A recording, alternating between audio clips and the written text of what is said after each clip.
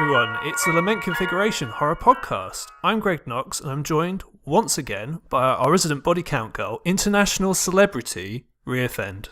Well, thank you very much. Reporting for Horror Duty as per usual, Greg.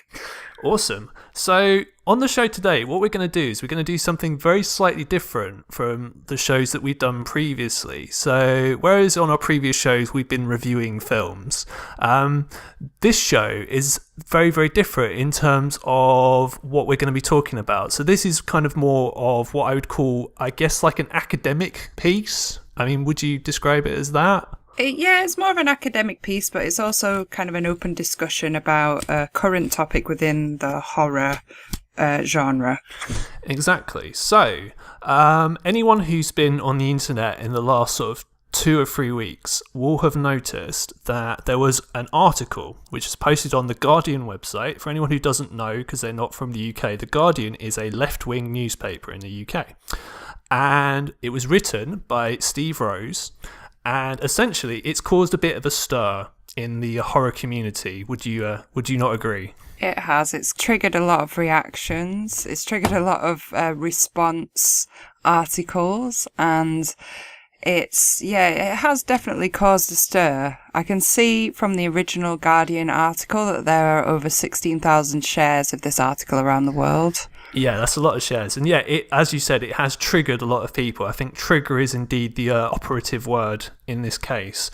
So essentially, the article itself is about 2 films specifically that have come out in the last month in cinemas, one of which is It Comes at Night, and another is A Ghost Story, which we're going to talk about later on this episode. But essentially, what the article has done is it's coined what it calls a new subgenre of horror, which it calls post-horror, which people don't like. Yeah, myself included, I have to say.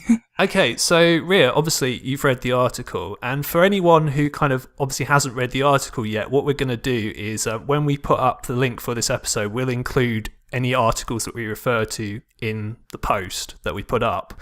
But essentially, what did you think of the article in itself? I can see it from both sides, which I think is the usual way that I would go about discussing a topic.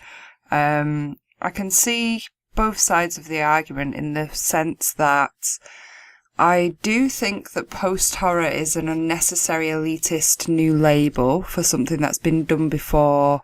And I mean, these films are changing the genre and they're pushing the horror envelope, so to speak. But it's not necessarily something that's never happened in horror before, and it will always happen, hopefully. And I, for one, welcome it.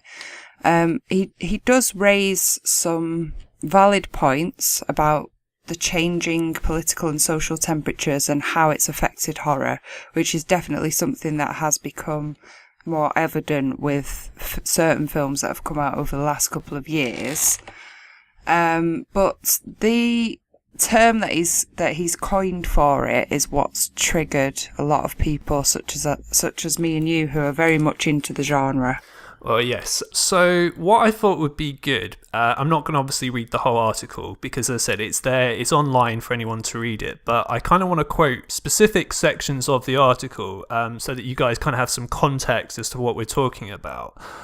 So the first part of the article that I kind of want to refer to is a section near the beginning, and I quote, "Considering that horror is a place where we explore our mortal and societal fears, the genre is actually one of the safest spaces in cinema. More than any other genre, horror movies are governed by rules and codes. Vampires don't have reflections, the final girl will prevail, the warnings of the gas station attendant, mystical Native American, creepy old woman will go unheeded.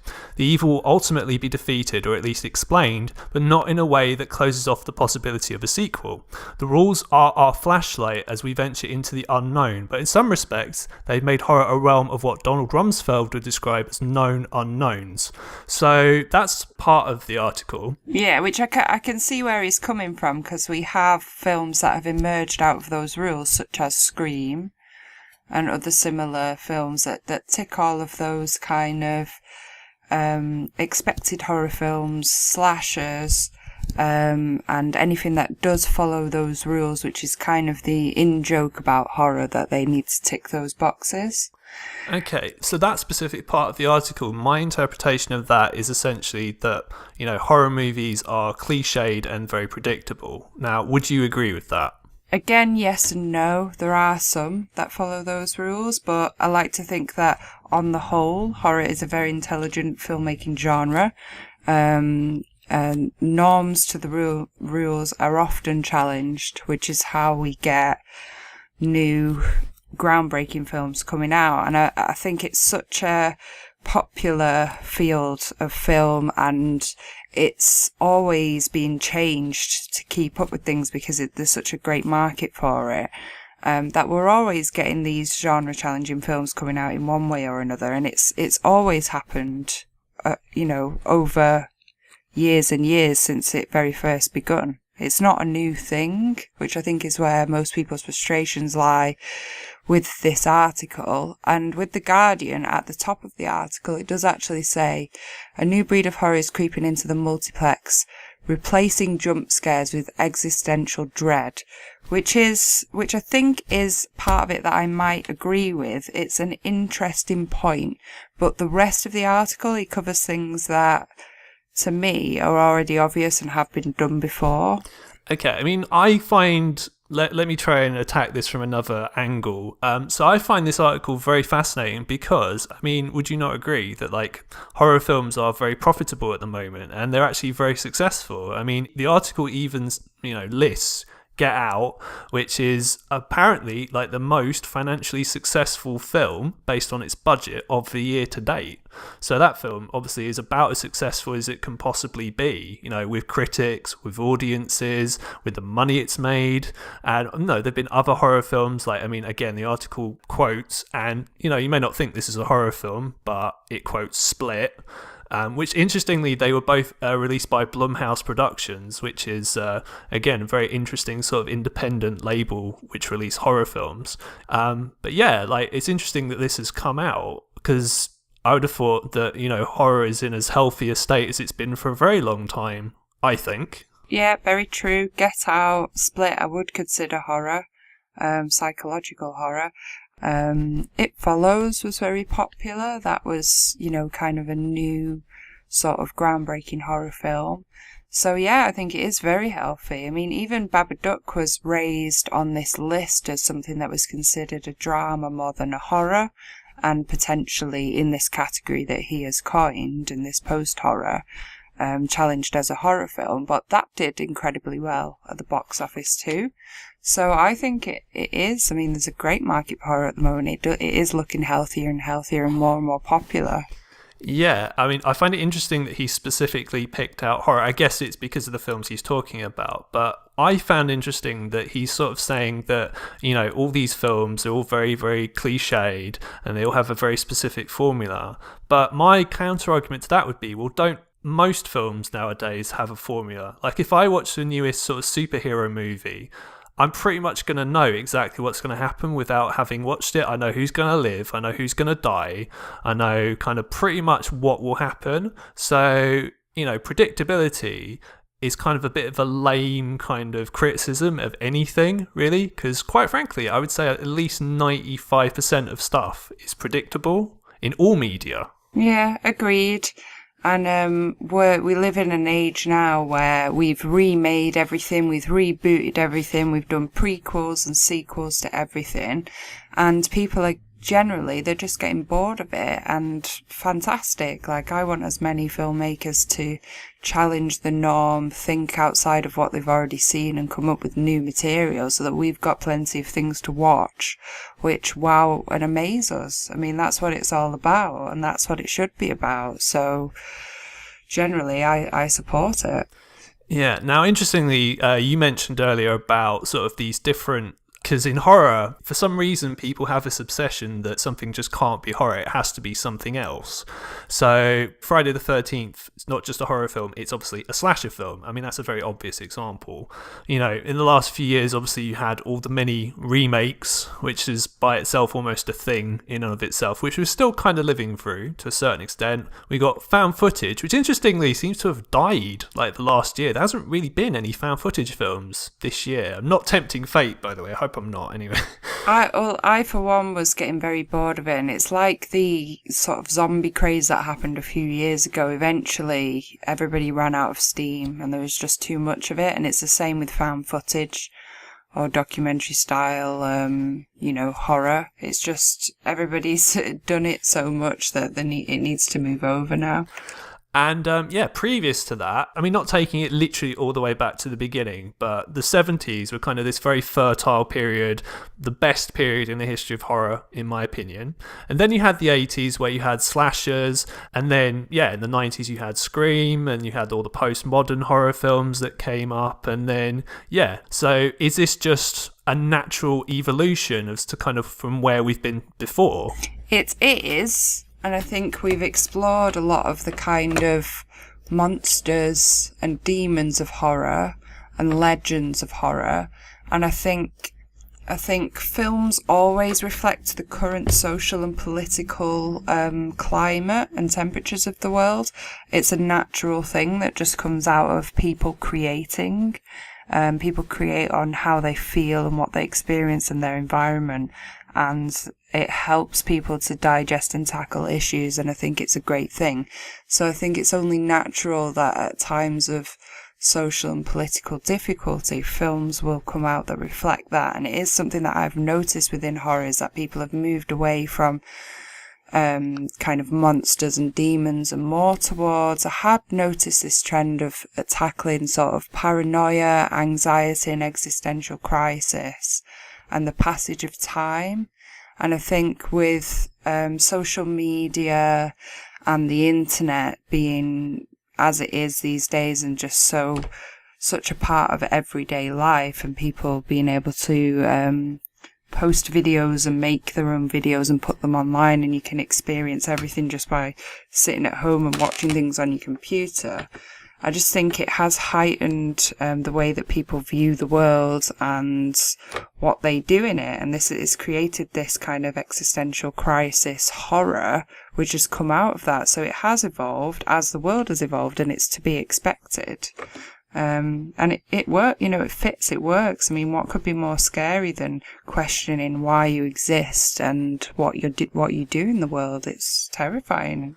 Well, yeah, I mean, I am afraid of death. I was at a very young age. I remember I had a really, really weird experience as a 6-year-old because I read an encyclopedia. I was at A in the encyclopedia, and the page I found was aging. It's about the aging process, and there was this picture of the aging process where you go from child to man to old person to dead.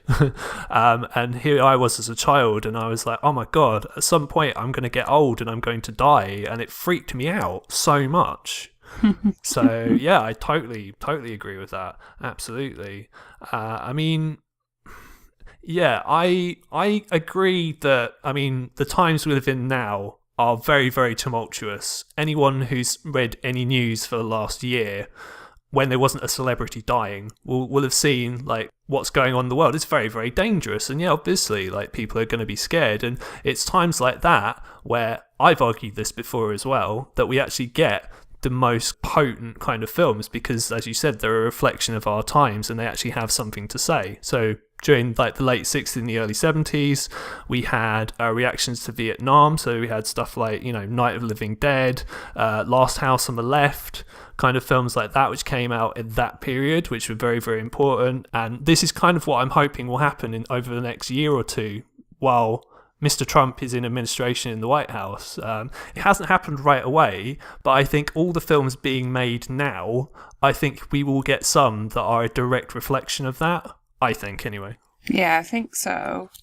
And I mean, it's not been unknown before. I mean, with films such as They Live and things like that, I mean, it seems like that could come back around again, but with the influence of Trump. But I just think all of these horror films are addressing the deepest human fears, and we've gone past kind of the obvious physical embodiment of that in films, which is killers, murderers, and monsters, and it's become more of a sort of a thing of the psyche and how a human thinks, and it comes at night as a post-apocalyptic horror film, but not so much a horror film, but it is at the same time. And Get Out is full of, racial connotations and social and political connotations. And A Ghost Story is not as such a horror story, but it's about the passage of time, legacy, and what we do in the world and how we contribute to the world, and death and life. And I think these are all incredibly fantastic issues to tackle within films. And I think we've just become more intelligent within the genre. And because the obvious bases have been covered, people are just progressing it. And I think it's fantastic. Now, it's interesting because this is something that I was going to cover. So it's interesting that you mentioned, and the article kind of mentions this as well. So there's a section of the article which basically talks about how profitable Get Out and Split were. And it says, and I quote, "As a result, there's a market for horrors with low budgets and mass appeal," which basically means variations on well-established themes, so supernatural possession, haunted houses, psychos, and zombies, it states specifically. Now, however, and it's quite interesting because in a few weeks we're going to Fright Fest. And Fright Fest, due to the volume of films that are played there, so we're talking about 50 films, which is a lot just for horror, you do get a lot of films with these kind of themes, like you said. So these films are being made, but my kind of argument is a lot of the time now they're not being seen. So they'll come out, you'll watch it, you might have, I don't know, a good time or not for 90 minutes, and then you'll probably never think of it again. This is my problem. So, for example, when we were talking about the films in the first half of 2017, now, our worst films, or at least your 3 worst films, I would say, are all to do with kind of supernatural sort of themes and ghosts and haunted houses. And, they were all released into mainstream cinemas, but they were all shit. Really. That's a very excellent observation. So then we come to our top 3. What's your view on that? Well, okay, so going into the top 3, so we got Get Out, which is a horror film, but it's also a satire, and possibly a thriller as well, really, if you view it that way. But it's still a horror film, but intertwined with other things.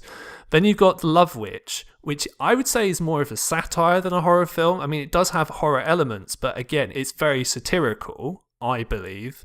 And then you've got Raw, which, now, Raw is a very interesting one to me, because when I saw it, I thought there's going to be out there who say this isn't a horror film. Because I thought about it, and to me, Raw is essentially Ginger Snaps, but with cannibals instead of werewolves.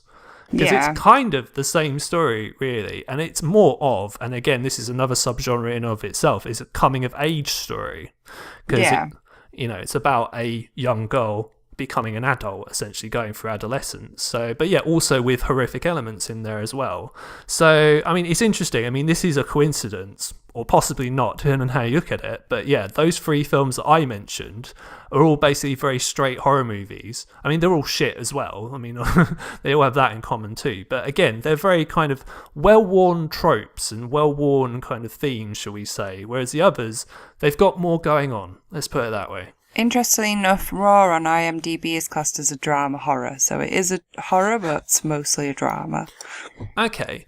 Now, again, this is very curious. So this brings me to 2 questions that I'm going to pose to you, Miss Fend. Okay. Is it possible to make a straight horror film which is good? I mean, when I say good, I don't mean good. Let me rephrase that. Is it possible to make a straight horror film that's great? As in, that's going to be remembered for years and years and years to come and cited as a classic? Yes. Okay. Would you like to expand on that? Well, you did ask the question, so I said yes. But well, because why not? You can't say that it's impossible to do that, because there are always films that will disprove if you say it's impossible to do that. There's always a way to come back to an original formula and reuse that formula, or start again with it and make it amazing, because we've progressed in time and technology. So there's always a way to do that. It just might not necessarily be now. And I don't see, I mean, straight horror as a definition is just like ambiguous anyway, but I would say that It Follows was quite a straight horror. I know it's technically a mystery horror or whatever else you want to throw in there, but I would say that that was pretty much a straight up horror film, no question about it, and that it was amazing and fantastic. Okay, I mean, from a mainstream perspective, obviously you've got the Conjuring films, so 1 and 2, and then you've got Don't Breathe as well. They're the two kind of biggest examples this decade of what are classified as successful and good mainstream horror films that are just horror. Yeah, I mean, I like The Conjuring, I like Insidious, I like Ouija, I like all those kind of films. Someone They're has to awesome. like Ouija. I mean, the Saw franchise, is that not just horror? I mean, those are really popular. Yeah. But what I mean is, okay, so my second question then is, if we look at kind of the most highly regarded, shall we say, horror films that have come out this decade so far. So we've already mentioned Get Out and Raw and The Love Witch. So what about something like, so we've also got The Wailing, which I really like, which is a horror film, but it's also almost like a crime film and a mystery film. And then we've got Bone Tomahawk, which was your favourite film of last year, which is a horror film and a western. Yeah. Then you've got something which I really like, which is Kill List, which is a very mishmashy sort of film where you've got horror and you've got drama and you've got crime, and The Babadook, which you already mentioned, which is drama. And there's other films as well. So there's a film I really like called Tucker and Dale versus Evil. That's a horror comedy. So again, just two mixed together. I mean, in terms of Greasy Strangler, which is a comedy horror as well. Yeah, I mean, no, exactly. So you've got these sort of mishmashy sort of genres mixing together in a horror film, which is why one of the criticisms of the article is that horror is all-encompassing. It's sort of almost like, it's not really a strict genre in and of itself. Like an action film is very strict, or a comedy is very strict, or a musical is very strict, whereas horror is almost kind of like film noir in that it's not really a set template. It's almost like a style of film. Would you agree? Yeah, I do. It's like one of the response articles to the original Guardian article. There's one on michaelwehunt.com that refers to post-horror and refers to, let me just find the quote. It refers to a ghost story, and it says that it seemingly takes a horror framework and tries to do something non-horror with it, all while hopefully remaining faithful to the framework itself, which is interesting in that horror as a genre is considered to have this framework, so it's a style. Well, that's interesting that you bring that up. So, I mean, we may as well talk about them in detail because we have seen both of them. So let's, first of all, let's talk about A Ghost Story. So A Ghost Story is directed by David Lowery. What did you think? I thought it was amazing. I mean, I really loved it. I thought it was definitely groundbreaking. I thought it was reflective. I thought it was different. It's not a horror film, but I loved it. Which rarely happens. Yeah. It's a drama, fantasy, romance. I thought it was beautiful and, you know, very sort of cinematic and sort of arty film.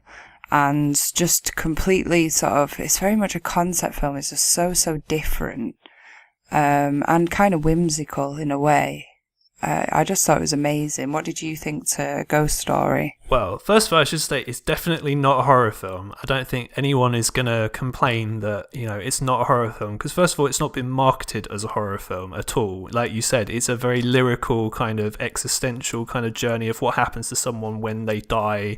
Like, and it poses all these questions, you know, like I said earlier, like, well, what will happen when I die? Based on kind of the events in the film. And like you said, it does take certain horror conventions and it kind of skews them. But yeah, I really enjoyed the film. I really like the way it's shot. I'm a huge fan of long takes, and there's some really awesome long takes in this film. There's one in particular which involves a character eating a pie, which sounds like it'd be really boring. I'm not gonna lie, watching someone eat a pie for nearly 10 minutes if I just say that, it probably sounds like the most boring thing imaginable, but it's actually very kind of riveting, and it reminded me in a lot of ways of kind of the films of Terrence Malick, particularly The Tree of Life, which is a film that I really like. There's certain aspects of that are in this film, because Lowry is a big Terrence Malick fan, so I really enjoyed those. So yeah, both huge fans of it, and agree, definitely not a horror film. So that brings the obvious question.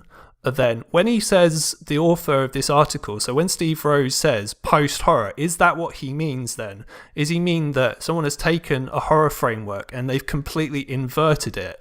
So it's now no longer even about scares, it's about other things completely. Whereas on paper, yes, it does look like a horror film. But, I mean, is that what you think is going on here? Have people misjudged what the intent of the article is? I think so. To me, the article comes across as perhaps he's not into the genre as a lot of us are in horror, and that he's just not as well informed. But I think people are always going to go against that if you sort of subcategorize things, because this isn't a horror film. But there are other horror films that are now classed as, sort of verging on not horror or ambiguous, that he's kind of lumped in there with it. So A Ghost Story is a drama, fantasy, romance, as I said. And It Comes at Night is actually a horror mystery, and there are a lot of horror elements in there. So with A Ghost Story, I feel like it is kind of in its own league, and that he's pulled out that as an example. And it could be very true of what you're saying, in that the framework and the template is there, but it's been turned on its head. Whereas It Comes at Night doesn't strictly fall into that same category, and neither do any of the other ones that we've raised in this episode. So do you think the people who've written the responses, and some of them are very, very good responses, I'm not going to lie, do you think they've misinterpreted the article then in that case? It's possible, but I can completely see where they're coming from. I think he's rubbed a lot of people up the wrong way in what he's said, because he's probably not as well informed about horror as they are.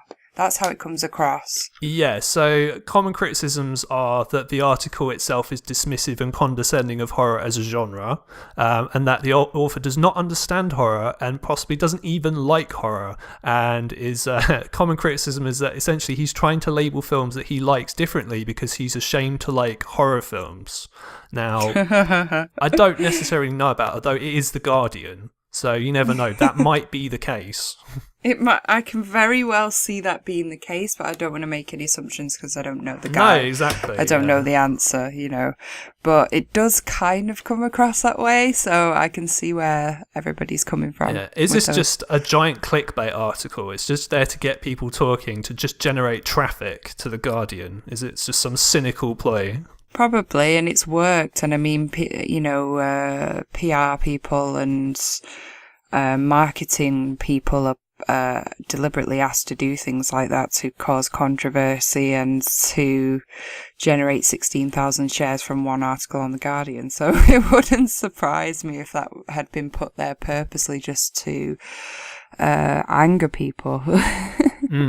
Although, yeah, like you said, it wouldn't surprise me. And though, interestingly, because it's The Guardian, one of the things that I think people have taken umbrage to, so to speak, is the term itself, post-horror. Now, is the term itself, do you believe, pretentious? Yes. I don't like it. Okay. Do we really need to get that kind of nitty-gritty with it and give it such a general term as post-horror and just lump things into it? It does seem elitist and unnecessary to me. Yeah, I mean, I kind of get that, but this is not a new thing in horror at all. So, interestingly, and something that got brought up in a couple of these articles is this term death wave. Now, had you ever heard of this term death wave before you kind of read these articles? Because I hadn't. No, I hadn't actually. What is the actual meaning depicted as for death wave? Okay, so essentially this whole naming horror films something different from horror films because we think they're better than normal horror films is actually not even new this decade. couple of years ago, the term death wave was coined. Now, this was to encompass certain films that some of which we have already mentioned, but these are generally low budget, generally American films, such as It Follows, which we already mentioned, and The Babadook, Spring, Starry Eyes, which is a really good film, Honeymoon, which is a great film, and Cheap Thrills, Darling, Sacrament. So the films of like Ty West. And again, it's sort of in reaction to what's going on in the mainstream. And it was the director of the film Some Kind of Hate, whose name's Adam Egypt Mortimer, which can't be his real name. Someone's middle name can't be Egypt. Come on now. That's pretentious. I'm sorry. But yeah, anyway, he coined this term death wave to encompass all these different films, which I really like a lot of those films, I'm not going to lie. But again, they're just horror films. But why did he call it death wave? What's his explanation behind this? There is an article on the Blumhouse website all about it. I'm not going to lie, I don't have it in front of me. There is an explanation as to why it's specifically called death wave. But I mean, my point is, it's not why it's called death wave is kind of not really the point. Is the fact that he felt the need to say, well, you've got all these horror films, and we don't really like them. They're kind of not very good, and they're made by mainstream studios. And our films are independent, and they because they're they're better in some way. So they belong in this category, which that's kind of worse, surely. Well, this is really bizarre. So with death wave, the first thing that springs to my mind is that you would have something or other. Let's say, for example, music or film. So you have something or other, whatever category. Then you have new wave of that category, so new wave horror. So obviously he's thought, I know, I'm going to call this death wave instead of new wave because it involves a lot of death, which horror inevitably does. So I'm actually looking up the article now. Death wave, the new movement in horror or just another label by Jerry Smith. So apparently, unless you've been living under proverbial rock for the last 5 years, you've noticed that horror has become something more than what they have become for almost a decade. So I don't know how they got death wave out of this, as it's quite a long article. But read it for yourself. Yeah, you'll see. Yeah, it's a good article. I don't know. I'm not getting the general gist of this by skimming through it. Essentially, it's in an interview with this guy, Adam Egypt Mortimer, who basically said, like, I was with some friends and we were all making the same kind of films. We all got the same tattoos. And I thought, fuck it, let's just call it this. Because it's like this all comes from like all these different categories of films. It all comes from, they've always been sort of subcategories of different films throughout film history. I mean, the most obvious example is the French New Wave, because that came from a series of French film critics coming together and saying, well, fuck this, we can make our own movies and make them better than what's out there now, because I like this and I like this, so fuck it, I'm going to completely subvert this formula. And now this is very interesting because there's one of these articles, there's an article on a website called cybercraftvideo.com, and essentially what it's saying, and I do kind of agree with this in a way, is that postmodernism is not a new thing at all. So the idea that these films are new and revolutionary, well, hasn't everything that's come out since 97, a lot of that has surely been sort of knowingly kind of, okay, we all know how these horror films work, we all know the cliches, we all know the tropes, and we're subverting them. Sometimes, something like Scream, it's very obvious, oh haha, this is how this works, and we're doing the complete opposite because we're aware of the cliches. It's like a self-aware movie, and it's breaking the fourth wall, and it's poking fun at the genre in itself, but it's also abiding to the genre. So yeah, I mean, that is postmodern, and it was genre changing, and it was another trend that emerged that was quote unquote post-horror, as this guy from The Guardian says, which is a new subgenre that emerged, which was groundbreaking. It pushed the genre further on, and then after that there'll be another subgenre which does exactly the same thing, and so it will continue because time is always changing. So there have been the article itself does mention other films. So we mentioned A Ghost Story. So there's It Comes at Night, which we also saw, which is directed by Trey Edward Schultz, whose previous film Creature I have seen and is actually very good. I actually really enjoyed it. It's got a very interesting sort of score. It's a very, very interesting sort of family drama type film. Didn't realise what he would do next is this, but hey. So this has been described, it's been described by a lot of people as being very similar to Night of the Living Dead. I would kind of describe it as Night of the Living Dead if there were no zombies in it. Yeah. Essentially. Yeah. So the zombies are there, but you just don't actually see them. True, yes. Okay, so what did you think of It Comes at Night? It's one of those where I wasn't sure how to feel about it because it's kind of not really obvious what it's about. So I found it difficult to draw conclusions from it. I will say, however, that it does have horror elements in it. It is shot like a horror film. It's bleak, it's post-apocalyptic. It's not obvious what it's about, it's not obvious what's happened, it's not obvious where it's going or what the message is. It's beautifully shot, and it feels like something's going to happen and something bad's going to happen all the way through, and I think that's sort of the horror element, along with some gore and visual effects which do portray the usual horror tropes. It's definitely unusual. I didn't dislike it. I didn't think it was what I expected it to be, but I think that's the point of the film. So were you expecting just a straight up kind of infected thing sort of movie, sort of like, Night of the Living Dead or 28 Days Later, that kind of thing? Before I watched it, I wasn't expecting that. Then when it started, I was expecting that.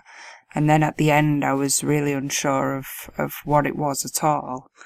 But it's by no means badly made. I mean, it is different. It's well worth seeing. It's well made. It's just, ambiguous, I guess. Yeah, it is very, very ambiguous. I mean, I think it's very, very well made as well. Both this and A Ghost Story actually have very interesting use of aspect ratio. So A Ghost Story is in 1:33:1. So the frame looks very square, which is always, I don't know, to me, very different from kind of what you're used to.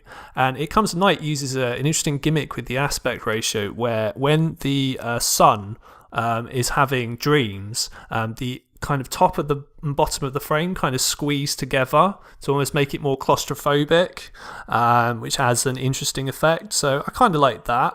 I didn't think that was too gimmicky. As I say, really like the way it's shot, like the way it looks. But what I was going to say kind of on the back of this is this was marketed by A24, who are the company who released both this and A Ghost Story. This was more marketed as a horror film. Like, we both saw the trailer and I kind of was expecting sort of a horror film. And people have been very, very pissed off when they saw the film and they were like, oh my God, this is the worst movie ever.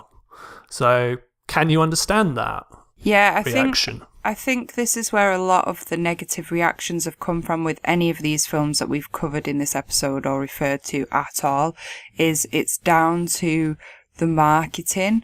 And on the whole, these sorts of new strengths of films within these genres are different films that are challenging films in general because it's so different.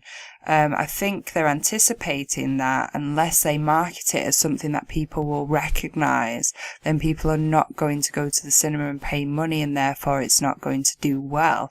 So I think it's almost playing on what they think the target audience is, which is how good advertising works. You pick your target audience, you choose a visual that will appeal to them based on something that they know, and that's how you draw them in. And then once you've got them there, hopefully they're happy with what they've seen or what they've purchased. In these cases, you have some people who've been disappointed. I, for one, have not been disappointed.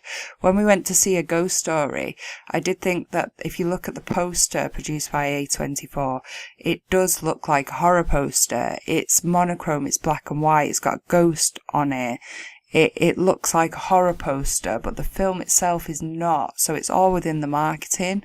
And I think that they have picked exactly the right audience, because I, as a horror fan, really enjoyed watching that film.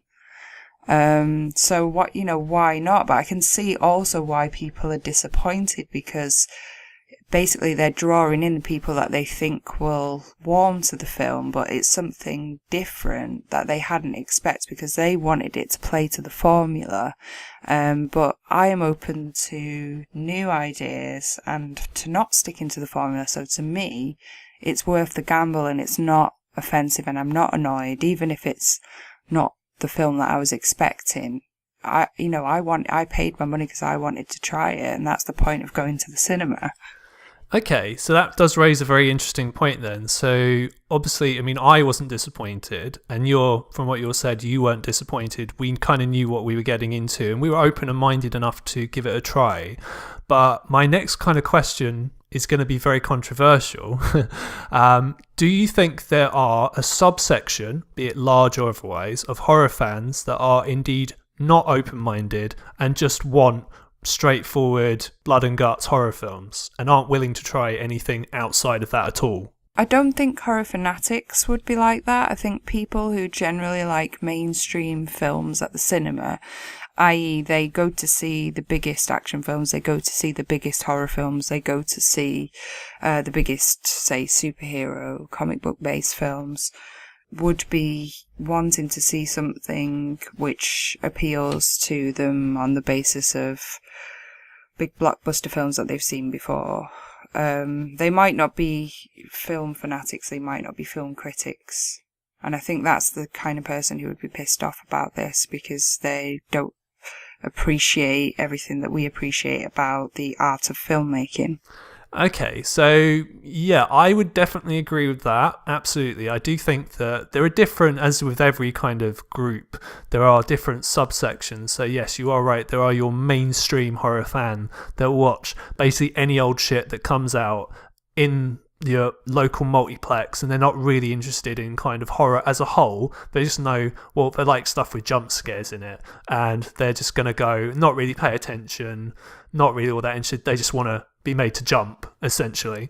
But I mean, the way I was trying to kind of lean towards is there are, I think, definitely a subsection of horror fans that are hardcore horror fans that are kind of what I think of as almost like the death metal fans of horror. So people who listen to Cannibal Corpse, for example, who only like Cannibal Corpse and don't want Cannibal Corpse to change because they give them exactly what they want. So the sort of people who, to me, would hold up something like Friday the 13th as sort of, oh my god, this is the best movie series ever. So kind of people like that who only like straightforward horror films. Online especially, believe it or not, I think you'll find there are a lot of people out there who aren't willing to give anything that's even slightly different a chance. In fact, if you go online, there are actually people who think horror films nowadays, they're too pussified, and it's like they're not scary enough. Like the film I know that you've seen recently, like Hounds of Love, there are people who say that film isn't even a horror film. What? It's grim as fuck. So if people are not like challenged by that movie and the content of it, and they think that's possibly too tame and not horrific enough, what are they even talking about? And I mean, anybody who isn't open to seeing genre pushing new films that are, cross genre style films like the ones we've been discussing today, quote unquote post horror, like they must not watch many horror films, because if you watch a lot of films and you watch a lot of horror films and you know the genre well, how can you not want to see something new? Because eventually you're going to get bored when you run out of things to watch, when you watch a lot of it. I mean, I haven't run out of things to watch, but I welcome new styles, because when you've seen a lot of things that are similar, you get to that point where you're hungry for more. Why would you not be? No, I agree. I mean, absolutely. I mean, it's like that with film generally. I think if you only watch a certain type of film, not before 1990 or the 2000s, then you're kind of really limiting yourself to like what's really out there. This is films from all different countries, all languages, from all time periods, all different genres. It's like there's good and bad with everything, and you want to expose yourself to as much good stuff as possible. So I find the whole attitude of like, well, that's too old, or that's foreign, or well, I don't really like that because it's too slow and it's trying to make me think instead of it just being like blood and guts. I hate that attitude totally. I think it's shit personally, but hey. Yeah, I mean, in conclusion, we all have our preferences, but I like to try a lot of watching a lot of different styles, and I don't think there's ever any set rules to how things should be, because I prefer things to be challenged and for us to get new things created. Yeah, so that does bring up an interesting point. It's something that I've been curious about for a while. Now, you must have heard this term before. Now, I'm going to say it was Hatchet. So Adam Green, when he made Hatchet, I swear on my life this is where I first heard this. But if I'm wrong, fair enough, please point out that I'm wrong. Now, he said he made Hatchet for the fans. Now, this is this term that comes out in horror quite a lot, doing stuff for the fans, or for the real fans of horror. So what you have is people who are like, well, they're into like proper horror films, and all these other films that come out, they're not proper horror films because they're not scary enough. So this is almost this kind of reverse snobbery in a way. Now, I really hate that attitude personally. First of all, do you know what I'm talking about? Does this make sense? Yeah, it's just referring to a particular category within horror and saying that only people that like that are real horror fans. Yeah, so generally... It is kind of elitist. It's like if you, like you say with the heavy metal example, it's like if you say only people who like death metal are real metal fans and everything else is, doesn't compare, or whatever it is that you want to pick out from the genre as a whole. It's elitist. Everybody has different opinions. Yeah, exactly. So this is exactly the kind of thing I'm talking about now. We both have seen a film. It was released on video on demand, and it's called Don't Fuck in the Woods, which is a great name. I love that name so much. But anyway, the reason I bring that up specifically is I think that's the kind of film that I'm talking about, where it's aimed at hardcore horror fans who only want like the same thing that's been done a million times before over again. And I thought the film was quite fun. Like, it's not as terrible as maybe some people are saying it is, but this is the point. Is it not reductivist to kind of, just make these films that they've been made hundreds, if not thousands of times before, like zombie films, for example, where unless you do something completely new, like Train to Busan, for example, with the whole zombie film thing, like, unless it's good and it's got good characters, just making a horror film because they're cheap to make and people will see them, it doesn't necessarily work like that. All you have to do is look at Fright Fest. Obviously you're trying to get into acting. I'm sure there are a lot of films out there, which are ridiculously low budget, that they think, we're going to make a straightforward horror film. This is going to attract the right kind of audience that will never see the light of day, because you can't make a straightforward horror film that will get released unless it's part of a big franchise or it's made by a big director or a big studio. That's my opinion anyway. Because it's been done before, it's been seen before, it doesn't change anything, it doesn't draw attention, the market's saturated because a lot of people jumped on that bandwagon, and it is kind of insulting the intelligence of the genre to say that it should only be that sort of style of film that summarizes and is categorized as straight up horror, because like I say, it shouldn't all be about blood and breasts, which is what one of these articles said. And I for one was looking at I wrote a plot for a horror film and had to think about two things: about possible mainstream appeal, if that's the route that I wanted to take with the writing of this, but also making it different enough to stand out. And I think it is an incredibly difficult thing to do, but it is doable. And if you're just following the straight up formula, and like I say, the market is saturated with all of that, then just expect it to be dissolved into all of the other films that are a lot like it. I mean, the reason that those initial films of that style stood out was because they were new and people liked the fact that they hadn't seen anything like that before. Then other people followed suit because it was popular, but they did different versions of that which were still new. Now, if you're doing the same thing, then it's just repetitive, so you have to think differently to stand out.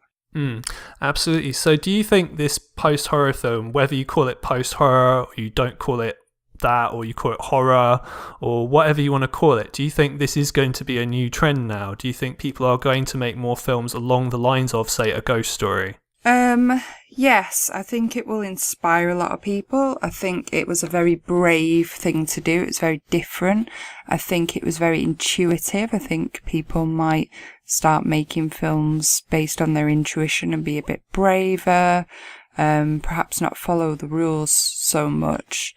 And I do think there is generally a lot of thought about life, death, lifespan, what you leave behind, legacy, and the passage of time, and what we do with our lives in general. And I think that film does encapsulate that, and there is a lot of potential for a lot of people to be thinking the exact same things, because of the current way that the world is. So I don't see why there wouldn't already be films in development being created or that have already been written that are on the way that have some similar themes. It's highly likely. Yeah, no, it's interesting. In fact, this is one thing I wanted to discuss as we're coming up sort of to the end of the show, is films that have already come out, whether in fact they are horror films. Now, quoted in the article are other A24 released films. So The Witch, now I believe The Witch is a horror film, and it's not even a post-horror film, it's just a pure horror film by itself. Yeah, I mean, I think it's cross-genre. Hang on a second. So it's classed as a horror mystery, but I'm going to agree with you and say that it is a horror, but I can see why people have challenged it. And there's always mystery in horror, let's face it. Yeah, let's just assume there is mystery in all horror films. So, yeah, I mean, I'm aware of, obviously, the people who go, well, it's not a horror film. And it's like, well, you know, what were you expecting? And I think it is a horror film. Look at the last 10 minutes of the film. It's a horror film. Yeah, I agree with you. It's a horror film. Yeah. Now, the next few are sort of a little bit different. So A24 have also, I mean, it just shows how great A24 are. Yeah, can I just say about A24 as well that their posters are beautifully designed and, like, posters are on point, guys. Well done. Yeah, they do a lot of things really well, I would definitely say. Yeah, I mean, just not even the horror films that they've released, just the non-horror films they released. Some of them, like especially the last couple of years, are awesome. Sort of some of the most interesting films out there have all come from A24. One of which is Green Room. Now, Green Room's a very interesting case. I personally don't really think it's a horror, even though it's very violent. What about you? I agree with you. It's a very violent thriller, but yeah, it's not quite a horror, but then again, I wouldn't mind categorising it as that because it is so violent.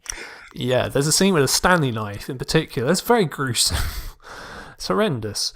But yeah, I mean, how I go, just as a slight interlude into this, the way I categorise horror is like, well, has this intentionally been made sort of with the purpose of scaring people or making people feel uneasy, or what tropes are there and things like that. So yeah, I kind of try and read it in that way. I mean, I'm not scared by Green Room. Yeah, it's a pretty intimidating kind of thing to happen, and I probably wouldn't like that situation to happen to me either, but it's not really scary, if that makes sense. No, it's not really scary. I think that's why it doesn't feel like a horror film, but it definitely does shock, and it is full of gore. Now, another film, amazingly also released by A24, is Under the Skin by Jonathan Glazer. Now, Ray, have you seen this one? I haven't seen this one.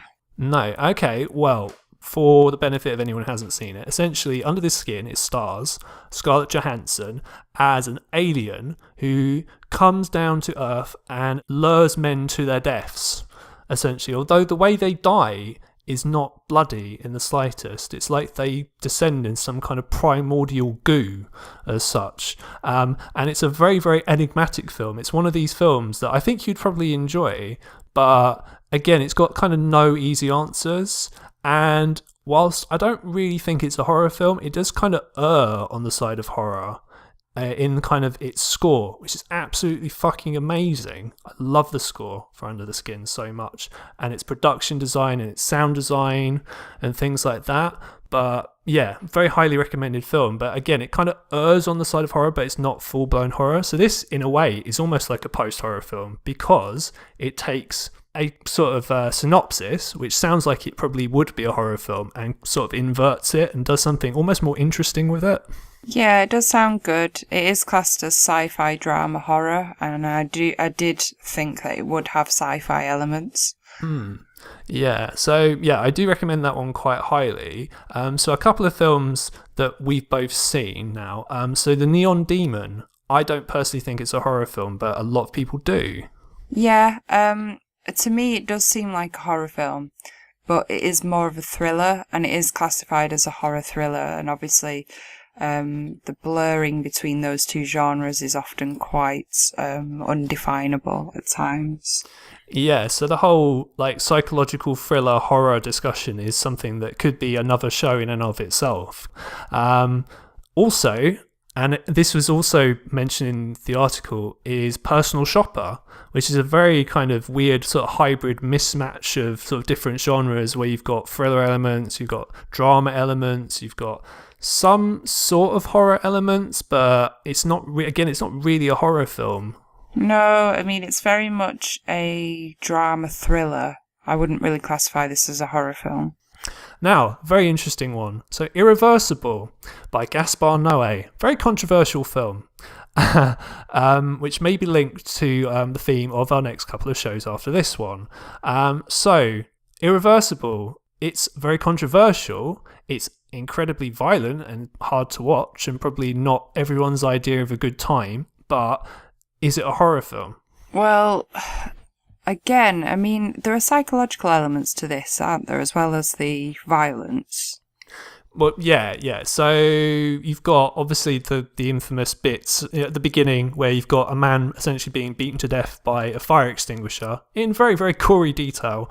And obviously you've got the centerpiece, which is the rape scene, which is about 10 minutes long and very difficult to watch. Mm-hmm. Yeah. But on the whole, this is classified as a drama mystery. But it is so violent and uncomfortable to watch that I would say it is verging on horror, but I see how it's mostly drama. Yeah, it really is in places. But what I want to do to kind of wrap this one up is we're both big fans of David Lynch. So a lot of his films, they have elements of horror in them, but they also have a million other elements in there as well. So his films are, to be honest, very highly unclassifiable. So, for example, I've seen, Blue Velvet, Mulholland Drive, and Twin Peaks, both the movie and obviously the TV show, categorized as horror, where that you could kind of make that distinction, I guess, but it's hard to say, really. Like, are they horror films? It's difficult. I think he's so heavily influenced by it, but he transcends the genre, so to speak, and I think that's why I love Lynch so much, and I'm just enjoying this new season of Twin Peaks so much. And what an incredible director and what incredible visuals, and it's all verging on horror, but it's also just so kind of like fantasy strange and wonderful, just this other world that he's created, and that's what makes it just so impressive and amazing. And yeah, I just think he's incredible.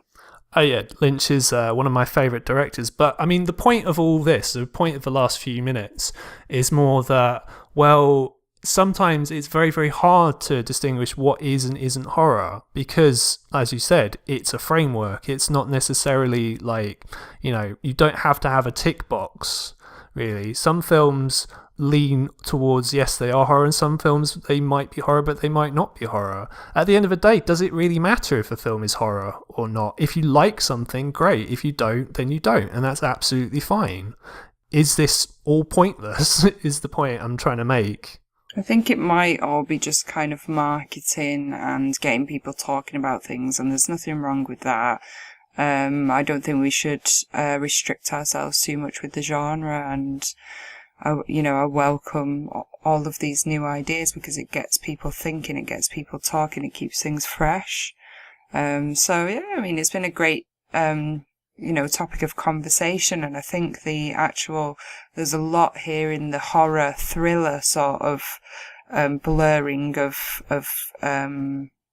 boundaries with that, and what makes those two categories different, and how they often end up being quite similar. So there's a lot in that has actually come out of this topic of conversation today. Cool. So so this is a very, very different sort of show for us, but it's been a lot of fun, and I hope you guys have enjoyed it. And yeah, I mean, by all means, like, if you want to check out the article, it's on the Guardian website, and there are other response articles that have come out that I think are very interesting, that if you guys want to check those out, or, just let us know what you think, what's your stance on this. I mean, in my opinion, yes, horror is constantly evolving. It's always evolved. It always will evolve. So I'm quite, obviously, as a massive horror fan, I'm quite curious as to where it goes in the future. Absolutely. Mm-hmm. Yeah. If anybody has any clue as to what this whole death wave definition means, then please do let me know, because I tried reading the article and I can't make much sense of it. So, as I said, thank you very much for listening. I hope you enjoyed the show. My name's Greg Knox, and this is the Lament Configuration. You can find us on iTunes. Please like and rate us 5 stars, because that's how we get noticed. And subscribe and follow us on Facebook, follow us on Twitter. Wherever you choose to listen to us, wherever you listen to us right now, whatever country you're in, I thank you very much. And I've been Reoffend Alternative Model, available on Facebook, Twitter, and Instagram as Ria_Fend or Reoffend on my Facebook page. And I will be back next time to do the usual death count, which I haven't done this time. But rest assured, I will be back to pick up that body count. Yeah, and obviously most of the films we mentioned are really very good and definitely worth seeing. So by all means, please do check those out. So on the next show, we're going back to the video nasties, motherfuckers. And I mentioned Irreversible earlier. So on the next show, the main film that we're going to talk about is a film which probably very heavily influenced that, which is Wes Craven's Last House on the Left, which is pretty controversial. So should be quite fun. Is fun even appropriate to talk about discussing Last House on the Left? I don't know if it is, but I look forward to discussing it anyway. Yeah, maybe not fun. Fun for us, but yeah. Maybe not fun. Cool. So, peace out, everyone. Fuck. Peace. Bye.